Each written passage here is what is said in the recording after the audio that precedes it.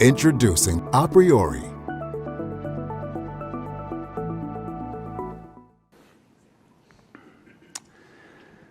I just want to talk short about, I told you that we have this dataset method.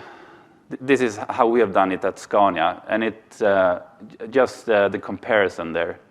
That the dataset method is, then we're using, in this case, the GABI. There's other as well. And we try to connect it to data that we have from produced trucks. And it works pretty good. You get the rough figure of the truck's footprint.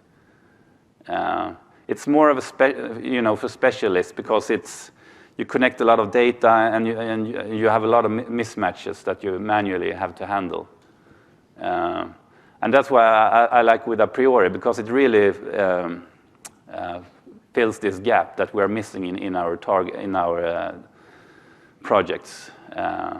And it's using the same structure as the costing, so it's really good.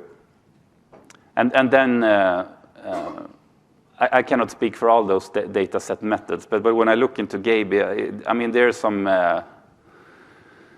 you don't get all the details in your result, and that's of course an advantage with aPriori, where you can do more accurate calculations.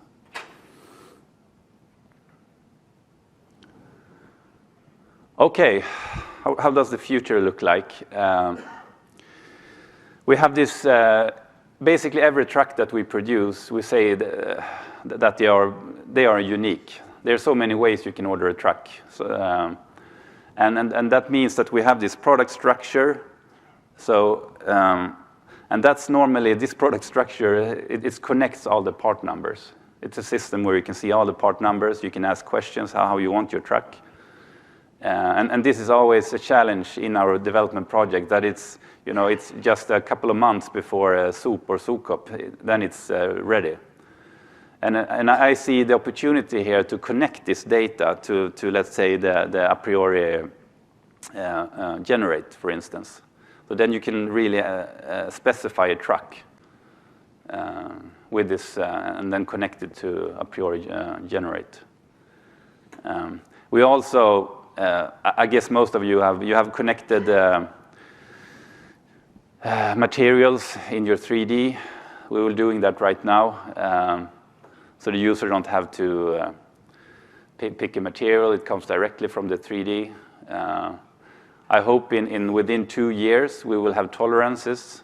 I told you before that we're doing a lot ourselves, and that means a lot of casted parts in gearboxes and engines. So that's why we need, it will be a big improvement if we get the tolerances to do the machining calculations. And that will be especially important with the AP design, I would say. And then we have LCA. Then we have a lot of data that we can connect. I would like to see it in aPriori. Those 90% that, or whatever, that you have to have the full picture when you take your decisions. So add more LCA data in aPriori, the Scania one. Okay, and then finally, our plan is to expand with the aPriori design. As I mentioned, we have only 40 licenses today, so it's hard to get a big impact in our organization with only 40 licenses. We have been waiting a little bit to all the updates with the aPriori design, but that's for sure the way to go, which is a much more suitable interface for the designers. And I also would like to see the aPriori generate in the future as well. But I think for us, we have to mature first in what we're doing to be confident in AP design. Okay. Thank you,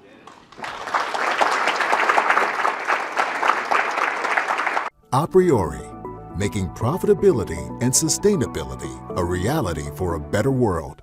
aPriori, making profitability and sustainability a reality for a better world.